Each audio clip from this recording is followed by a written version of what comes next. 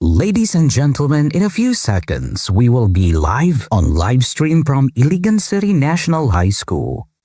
Please stand by.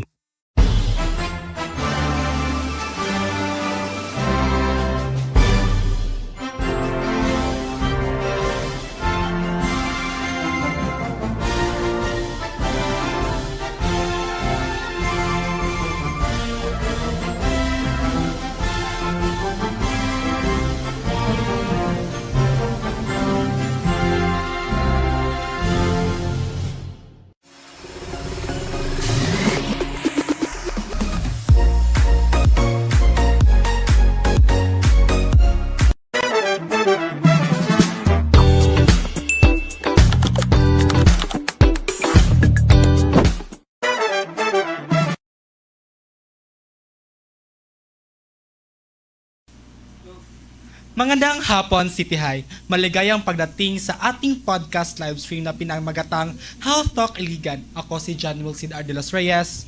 At ako si Shabin Sabuero. Sa ating school broadcast room ngayon, may isang mahalagang pag-uusapan na kailangan nating talakayin ng may respeto at batay sa impormasyon. Ang paksa ng ating pag-uusapan ay ang HIV or AIDS awareness.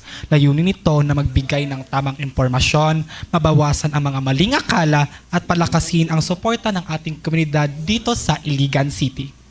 Upang makapagbigay ng mas malalim na pananaw, may kasama tayong mga eksperto sa larangan ng kalusugan at advocacy.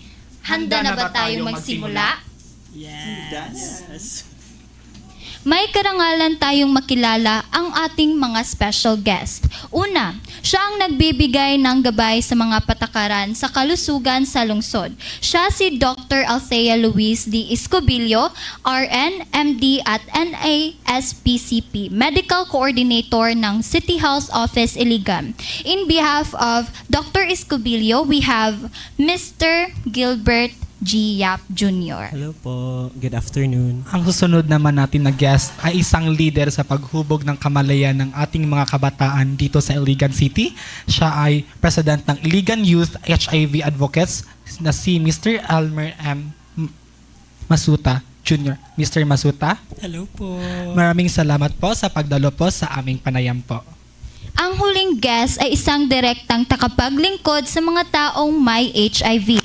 Siya ang peer navigator ng Sustained Health Initiative of the Philippines Incorporator, si Mix Jal B. Labadisos. Maraming salamat. Hello, Shabid and Jan. Good afternoon. Salamat sa inyong serbisyo sa komunidad. Ang ating mga guest ay may mga iba't ibang mga pananaw na maipakita ang buong larawan ng mga kalusugan, advocacy at suporta. Maraming salamat po sa inyong pagdalo. It's our pleasure. Yes. Ngayon po ay dadako na tayo sa ating unang segment na pinamagatang The Medical Perspective. Ma'am and sir, mayroon po kaming mga iilan na tanong na sa unang segment po natin ngayon.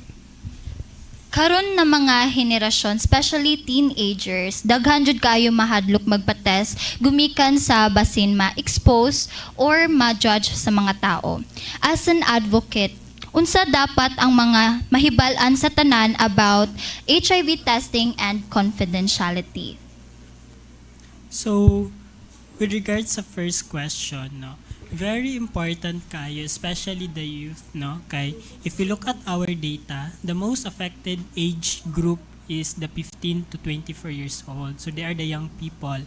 So, very important na may balaan nila ang kaimportante po sa HIV testing, no? So, ang atong HIV testing is free and confidential, no? So, magdala mo sa to ang mga health facility kung asa na ay nag-offer na HIV test, and then dili pud mabalaka because they will give you the kanang 100% assurance of confidentiality, no, na kung sa man imong information nga i-disclose dito sa ilang facility or sa man imong test result, rest assured na it will remain confidential, no.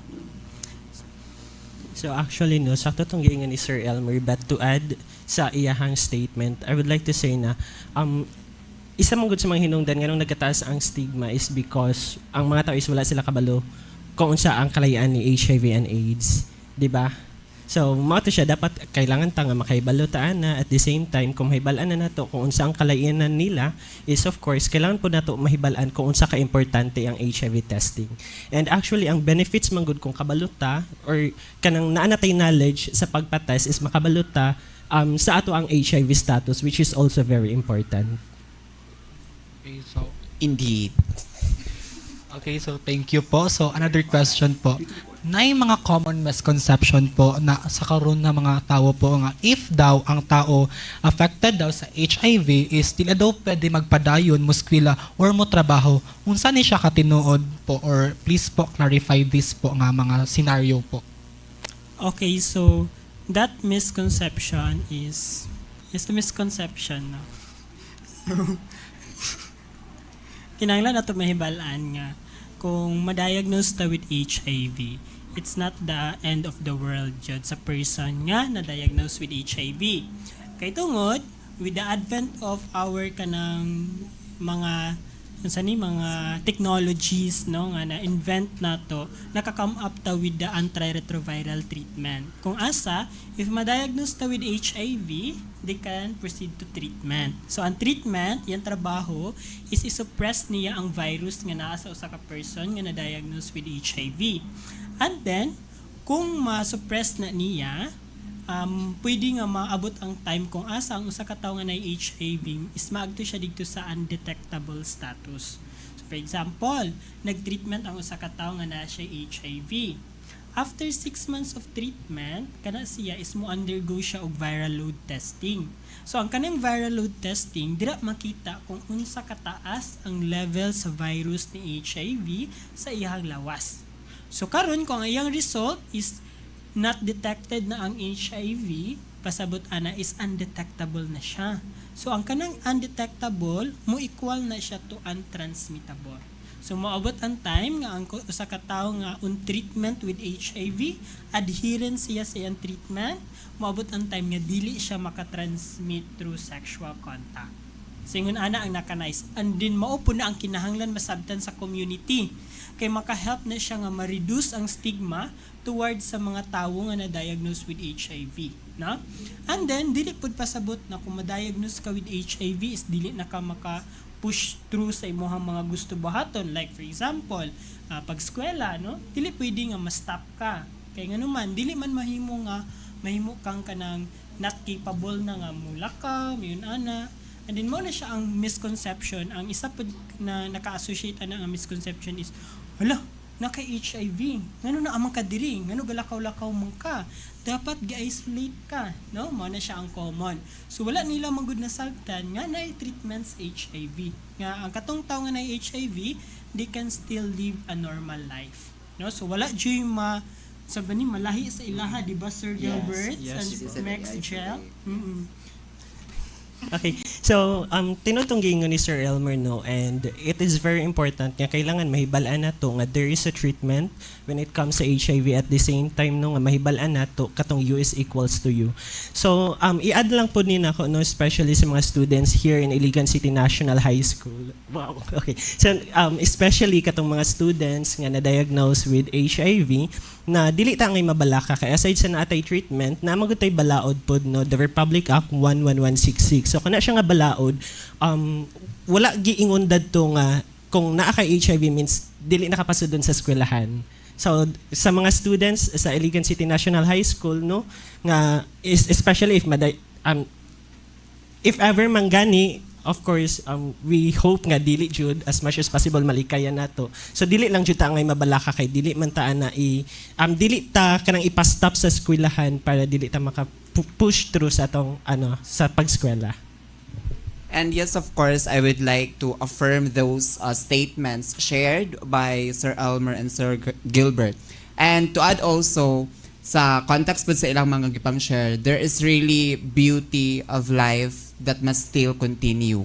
Despite being a person living with HIV, and also there are things that safeguard the people, not only the Iliganons, not only the students, not only the workers in offices, but all the people, all the Filipinos nga naay law. But we must, as an advocate, we must share to them para inform pud sila, and also siguro there should be a linkage of communication, and also for us to link them with care, and also to really reduce the stigma of having that kind of misconception.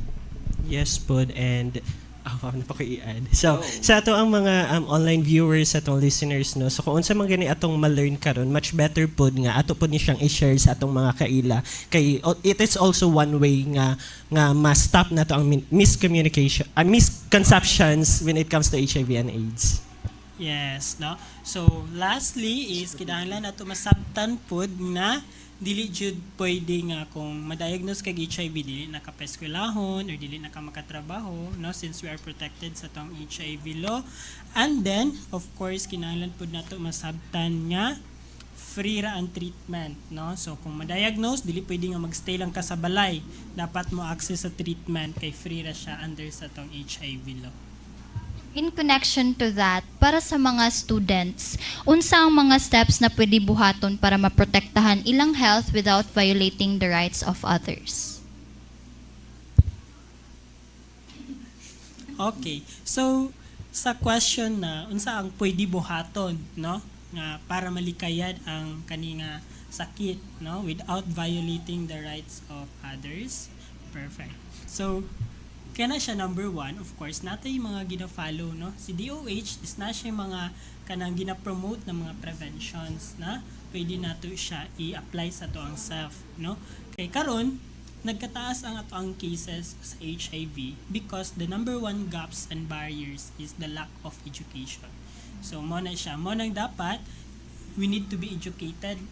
Dapat na atay mga information, no, nga ma-access nato pag-abot sa HIV, especially the prevention.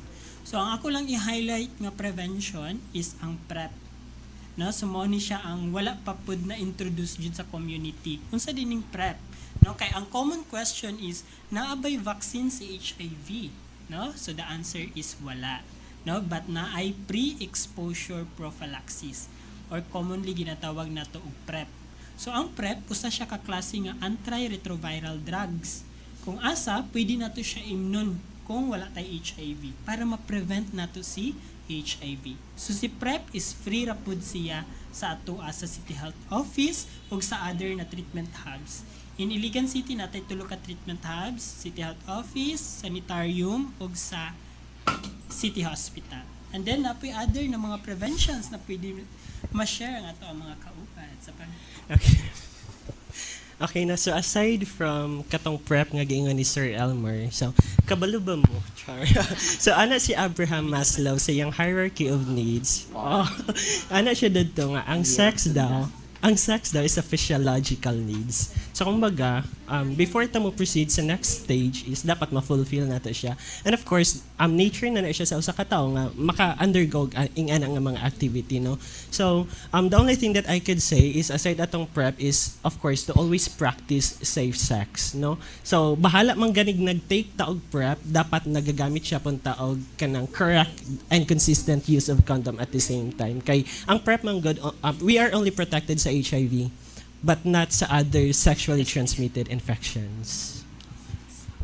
Right, I believe nga both is already shared, but the thing that I could share also and also to add is for the youth or for the peer to really connect, but connect with righteous person. Do not connect with someone nga dili siya inclined sa health. Like magpataka og mga kanang treat na lang kay para maayo sila. Dapat mo duol jud mo sa sakto nga mga tawo and connect with connect and mo duol mo sa ilaha kay para sila man ang naadira nga field, sila ang mas makatabang para ma-correct ang mga misconceptions sa community. And I also want to address this one no nga. Actually, we are not here to promote sex. Basin mao yung mahuna-hunaan ba nga. Nag-promote naman sila sex. But we are here to promote prevention. Ug mao na siya ang among gistoryaan ganina. Kay, of course, katungod na nato nga makabaluta, especially sa pag-access sa prevention when it comes kay HIV and AIDS. Yes. So lastly, Ako tig lastly.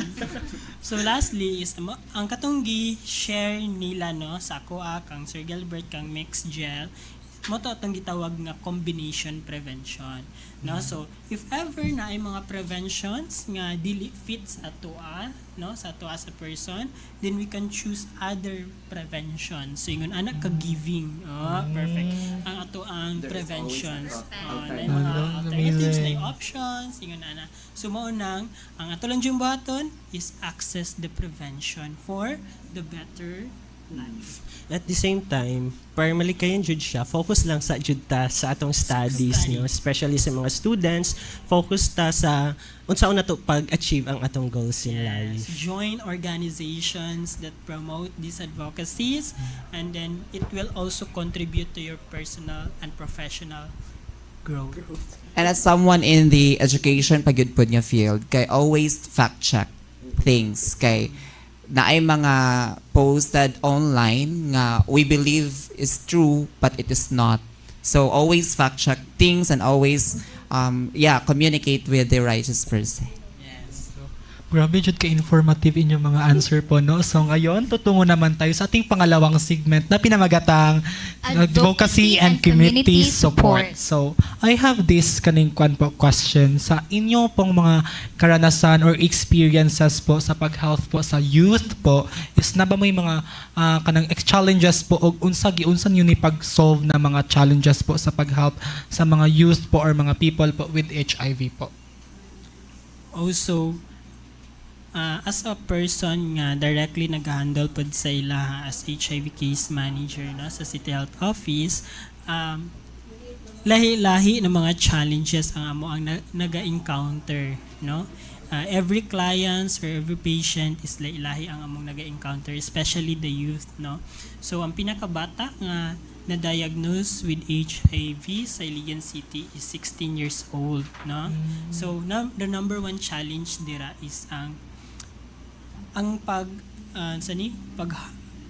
pag-handle namo sa iya since under age pa siya no. So pero na may balaod no na gina-follow ang atong mga service providers. So mo na dira na dayon ang challenge kung ang pag-access niya sa treatment no sa una mo pag kanang sa una mo pag ensure nga maka-access siya without pod violating sa iyang right nga dili sa mo disclose sa iyang parents kay mahadlok pa siya, maulaw pa siya no. So ingon ana ang mga challenges no na ay mga hard na mga kanang mga cases nga among naga-manage no. And then napa sila maan. Sure na. Okay no, so as an advocate, actually daghan jud challenges nga among na-encounter no. So unsa among ginabuhat, 'di ba, para ma-counter to namo nga maka-cope up me or malabanan namo tong mga hindrance nga amo ang na-face. So actually no ang isa jud sa mga hinungdan is of course ang stigma, 'di ba? So ang way pod nga among ginabuhat is of course nag-add to me sa community, nag-add to me sa mga workplace, nag-add to me sa mga schools, public or private institutions to raise awareness. Although gamay ra kay na siya nga butang, but our micro effort will have a macro effect, di ba?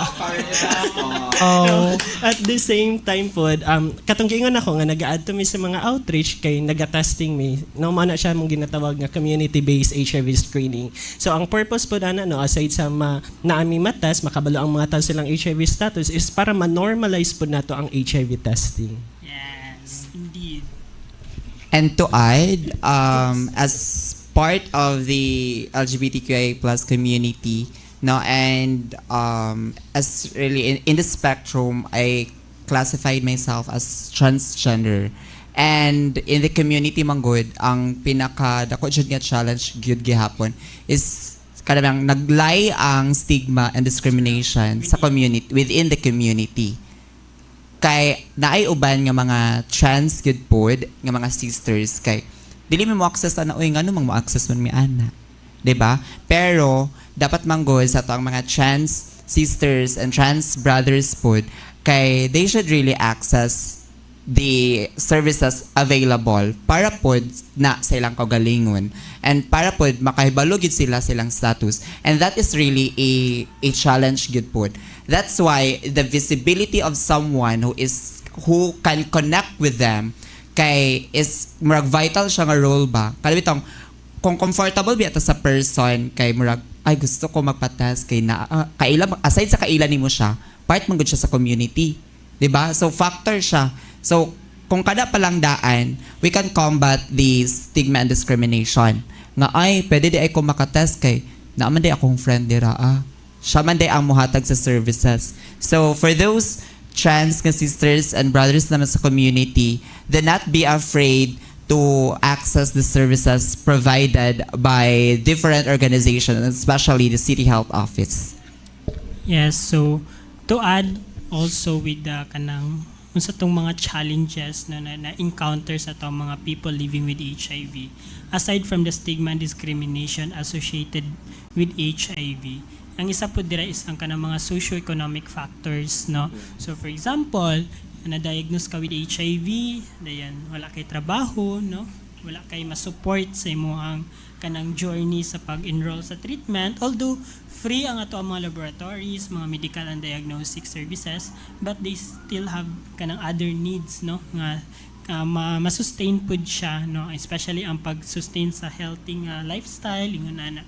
And then the mental health jud, no, mo jud na ang number one challenge na always nila gina-face. Number one challenge, no, gikan sa pag-diagnose dira na dayon magkuan sila sa ilang magkuan sila sa ilang mental health, no, nga wala sila'y kaduulan, wala sila'y kastorya aside sa amoa nga kuan mo nang if you happen to have kanang naay mo'y kaila nga person living with HIV, I hope nga dili nato sila stigmatize or discriminate, no, dapat mahimo ta nilang support system because we all know mao na ang mas need nila, no, kay nganuman kami as service provider makasabot man jud mi sa ilaha, no, pero ang kana yung support coming from their family, support system coming from their friends, lahi ra jud siya og impact sa usa ka tawo nga naay HIV. Okay, number one, mo access sila sa treatment pero eventually kay mawala sila or mag-discontinue silang treatment, no, kay tungod wala na address ang mga challenges na ilang na-encounter in the first pa lang nga na-diagnose sila. So mo nang aside sa pag-increase ato ang mga HIV testing services, ato ang mga reach out na mga activities, we also need to strengthen, no, pag-abot sa mental health support, pag-abot sa economic support sa mga people living with HIV para padayon ang ilang pagtambal. Kaya dako magud na siya epekto kung dili magud ta mag-invest sa katong mga tawo nga naay HIV, kinahanglan nato mahibalan nga they are the one who have the virus. Dapat kita ang government is mag-invest sa ilaha para dili mo taas ang ato ang cases. Yun anas.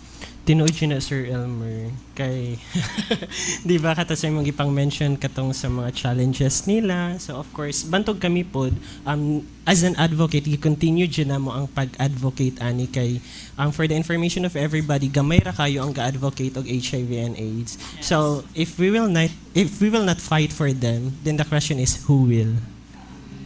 Very true. Dapat ko i-add. Sige, go po. And to somehow plug the resources nga pwede kung asa sila pwede ma-access. Sige, go.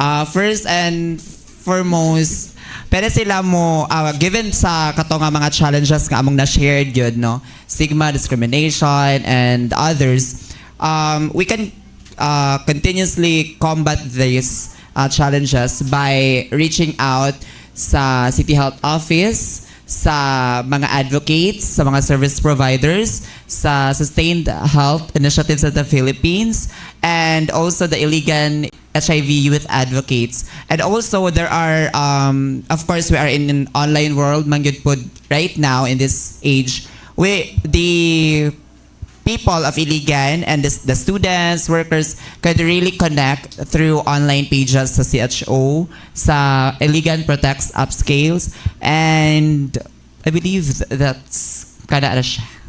Thank you. So thank you po kayo no sa very insightful ninyo na mga answers, no? So ngayon nadako na tayo sa ating pangalawang segment na pinamagatang Fact Check HIV Awareness. So magbibigay kami ng mga sitwasyon or mga situation din kamo ang mo answer sa mga situation nga common natong ma-hear here sa atong community.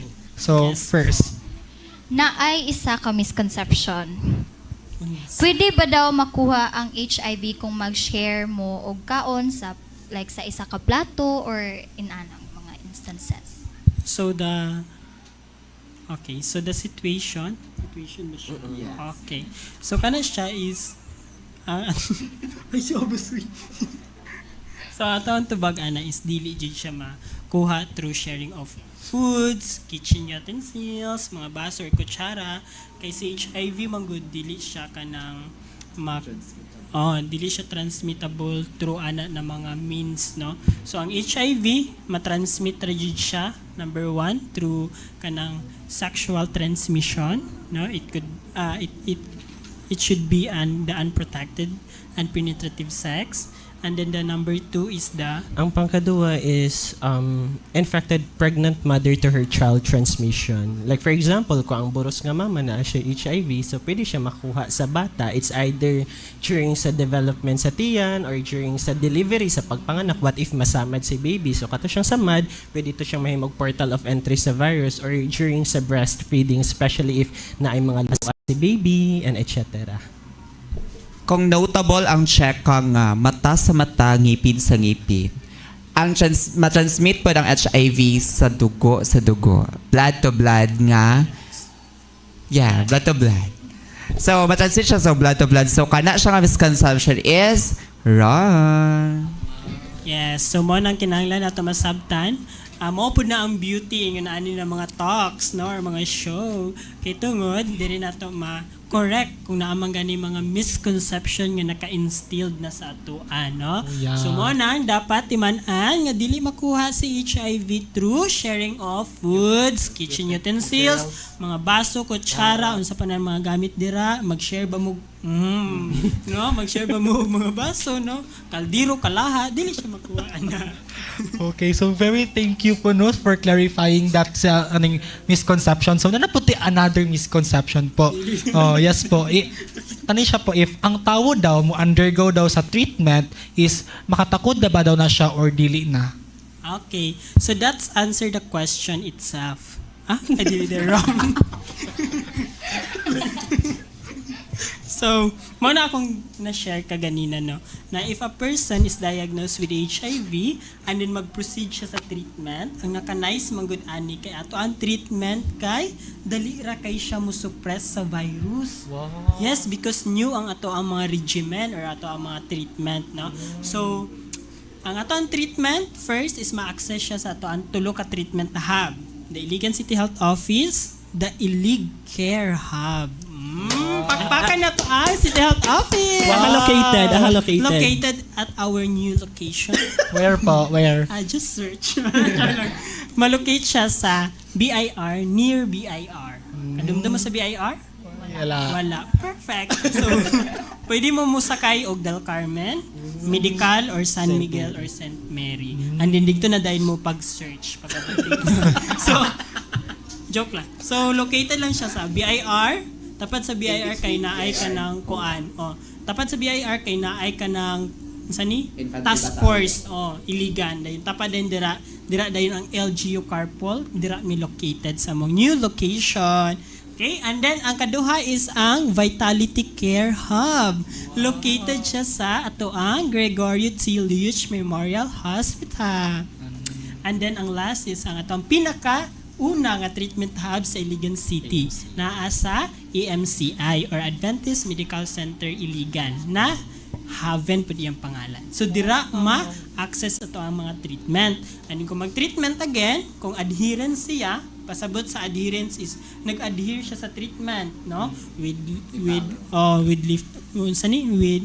healthy lifestyle, and then dili siya mag-miss sa iyang treatment, dili siya malate og inom, After 6 months, kung mo-undergo siya og viral load testing, dili na ma-detect ang HIV. That's the time nga undetectable na siya.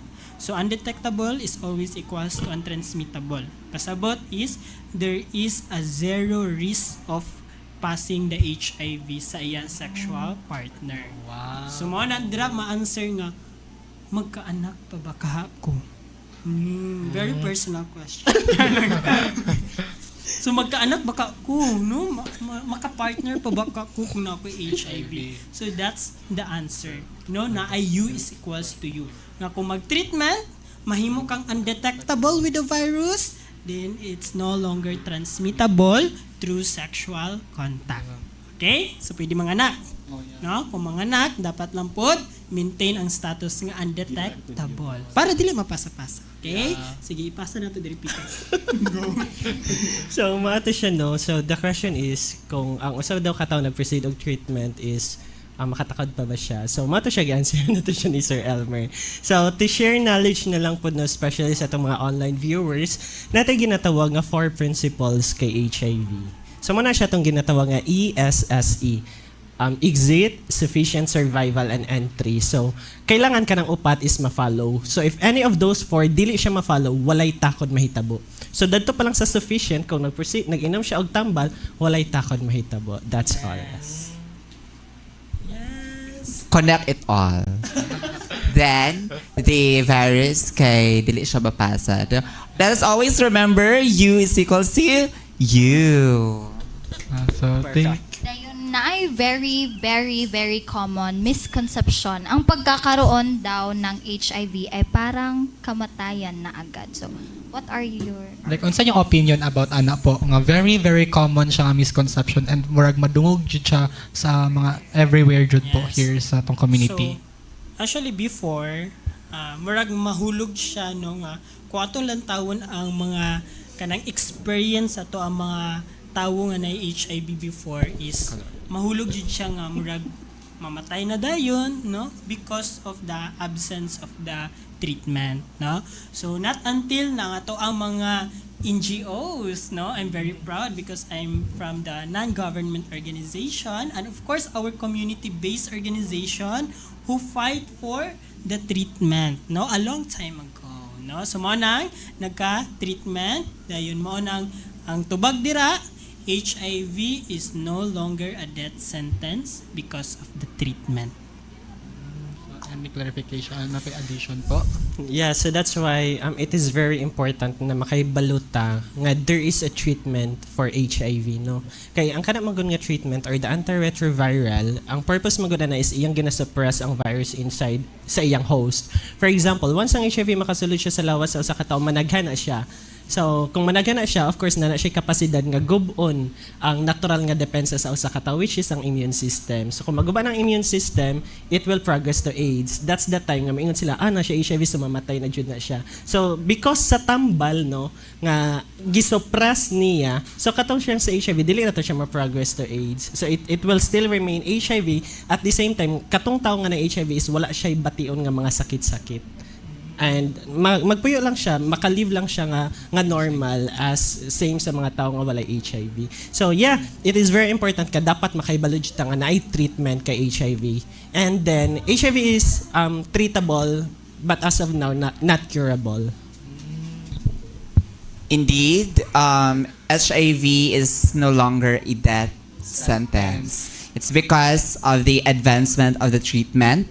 And also, we should always thank the advancement of the science and with the advancement of technology producing the treatment.